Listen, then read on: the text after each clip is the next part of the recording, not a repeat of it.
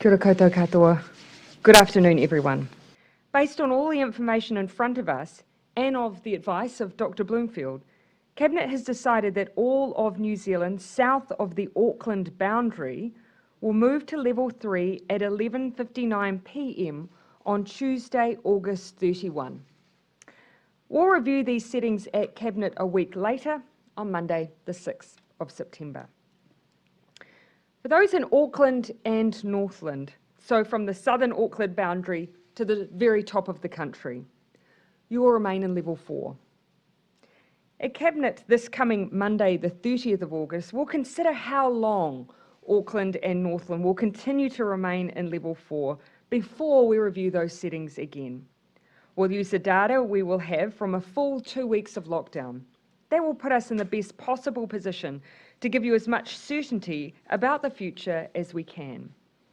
But I do want to indicate now that based on the size of the outbreak, which is larger than August last year and potentially closer in scale to our original outbreak at the beginning of 2020, the number of daily cases we are seeing and the need to see a sustained reduction in cases before moving alert levels, it is likely at this stage that Auckland will remain at level 4 for a period of a further 2 weeks.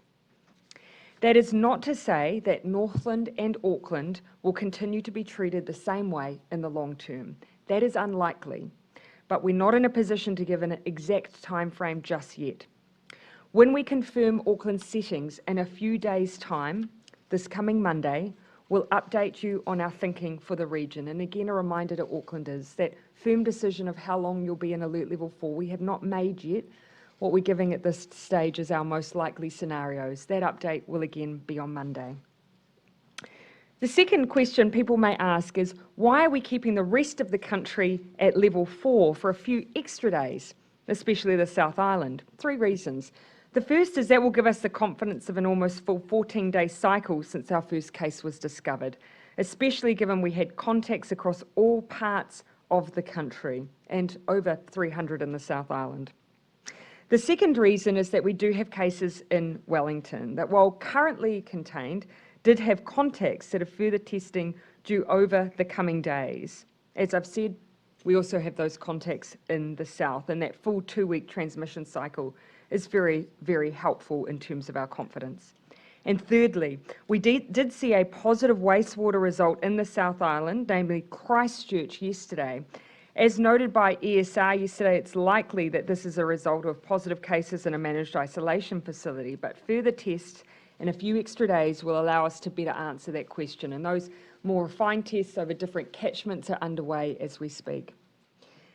As you can see from next week, our alert level settings will differ across the country, so a reminder of the rules.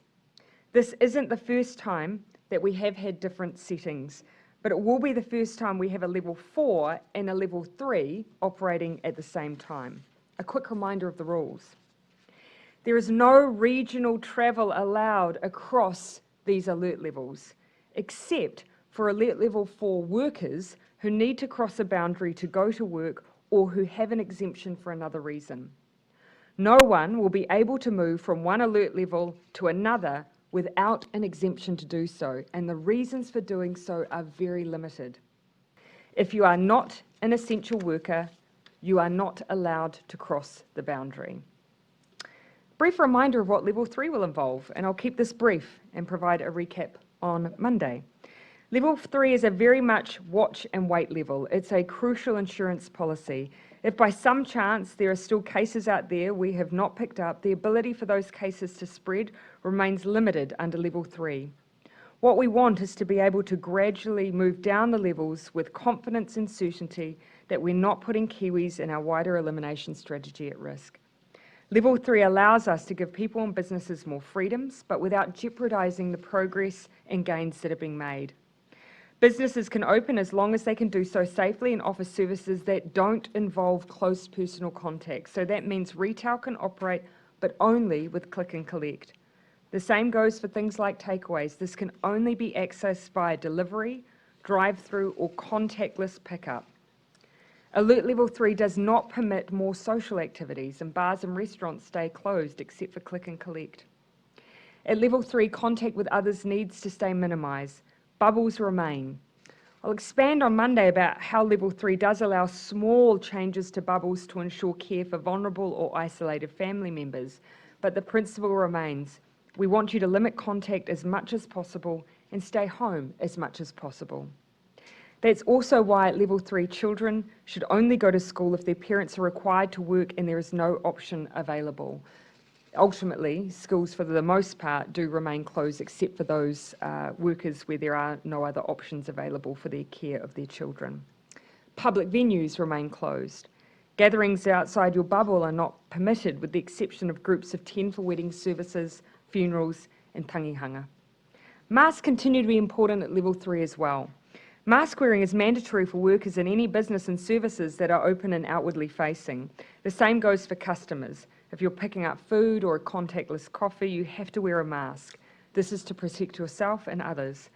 Masks remain mandatory on all public transport, but ultimately we're strongly encouraging you to continue to wear a face covering anytime you're outside your home and in a place where it's hard to keep your distance from others. But as I say, there'll be time to go over these settings again on Monday. In the meantime, you know that I love to hold up a good graph just for the memes. But this black line is New Zealand plotted against Australia, Canada, the US and the UK against their peak periods of vaccination, and it's against a percentage of population to try and make it a fair comparison. You can just see New Zealand skyrocketing and in contention at the moment to beat some of the peaks of Canada. So our goal at the moment is to vaccinate more people than any other country in the world, and at this rate New Zealand is doing very, very well.